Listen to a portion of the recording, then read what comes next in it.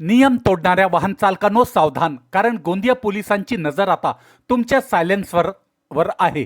गोंदियातून एक मोठी बातमी समोर येत आहे. शहरात आणि जिल्ह्यात कानठळ्या बसवणारे सायलेन्सर लावून फिरणाऱ्या वाहन चालकांना गोंदिया पोलिसांनी दणका दिला आहे. पोलीस अधीक्षक गोरख भामरे यांच्या आदेशानंतर वाहतूक शाखेने विशेष मोहीम हाती घेतली असून मॉडिफाईड सायलेन्सर वापरणाऱ्यांवर मोठी दंडात्मक कारवाई करण्यात आली. गोंदियाच्या रस्त्यावर सध्या शांतता भंग करणाऱ्या वाहनांची संख्या वाढली होती.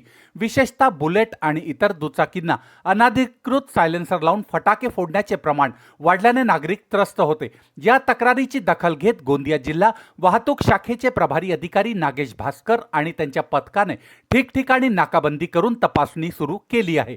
1 ते 3 फेब्रुवारी दरम्यान जिल्ह्यात 5 वाहनांवर तातडीने कारवाई करण्यात आली.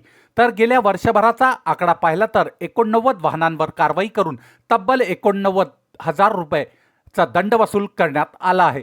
ही कारवाई केवळ दंडापुरती मर्यादित नसून वाहन चालकांमध्ये जनजागृती व्हावी हा यामागचा मुख्य उद्देश असल्याचे पोलिसांनी म्हटले आहे.